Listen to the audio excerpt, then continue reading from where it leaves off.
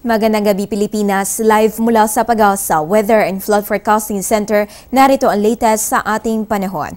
Kahapon, itong low pressure area na dumaan sa ating bansa, nalusaw na po yan. At kanina umaga, may low pressure area sa labas ng ating area of responsibility dito sa bandang silangan ng Mindanao. At sa labas po yan ng ating power line, no? Nalusaw na rin po ito. Ngunit, yan yung mga natirang kaulapan yan, yung nagdala ng mga pag-uulan sa Mindanao at ilang bahagi ng Visayas ngayong araw. Ngayong hapon, ayon kay Pag-asa Weather Forecaster Fernando Cada, may trough pa rin ng low pressure area na nakakaapekto sa Mindanao pero mula na yan sa isang panibagong LPA na malapit sa ating equator. Sa labas pa rin po yan ng ating PAR. Ganun pa man, magpapatuloy pa rin itong magbibigay ng rainy weather dito sa may Mindanao. Bukod dyan, nagpapatuloy po ang northeast monsoon dito sa may northern Luzon habang nakakaapekto naman ang tailend of a cold front sa may gitna at katimugan Luzon. Kaya sa mga susunod na oras mga kababayan, asahan po na dito sa Mindanao, Eastern Visayas, Bicol Region at mga probinsya ng Cagayan,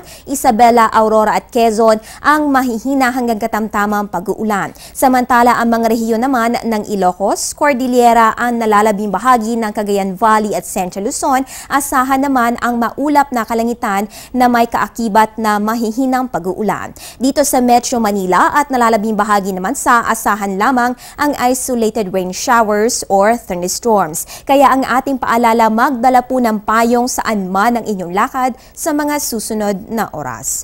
Sa kaugnay na balita, delikado ngayon ang paglalayag sa mga baybayin ng Hilaga at Gitnang Luzon at dito sa silangang baybayin ng Katimugan Luzon. Ayon sa gale warning ng Pag-asa, inaasahan ang maalon hanggang sa napakaalon na kondisyon ng karagatan at maaring umabot ang taas ng alon sa 5 metro. Makinig po tayo sa abiso na Pag-asa na makaiwas sa panganib sa ating karagatan.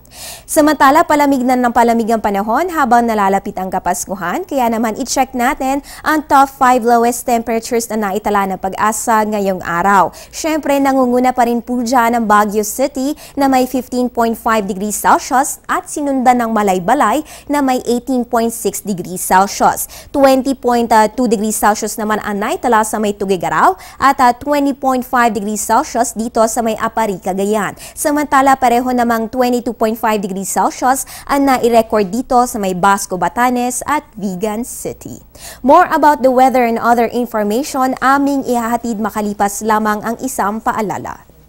Kainan na! At syempre, hindi kumpleto kapag walang kanin. Almusal, hapunan, sa karinderya, restaurant, only rice, half rice, brown, puti. Sa bahay, opisina, pati sa eskwela. Basta, wag lang may maaksaya. Palay, bigas, kanin, wag sayangin. Bigyang halaga ang mga munting butil upang tayo'y pagpalain ng isang masaganang ani. Isang paalala mula sa Department of Agriculture. Bukas, December 18, mga kababayan, ang ikatlong gabi ng ating pagsisimbang gabi. Para sa ating napapanahon trivia, alamin natin ang mga bagay na sumisimbolo sa Paskong Pinoy at isa rito ang Christmas angels. Ang salitang angel ay mula sa salitang Griegong angelos na ibig sabihin ay messenger. Sila ay inilalarawan bilang anyong tao na may pakpak at halo. Ayon sa mga kwento tuwing Kapaskuhan, ang mga anghel ang nagsilbing mensahero ng Diyos. Noong isinilang si Jesus, ang mga anghel ang nagbalita nito sa mga pastol upang pumunta sa Bethlehem at bisitahin ang ating tagapagligtas.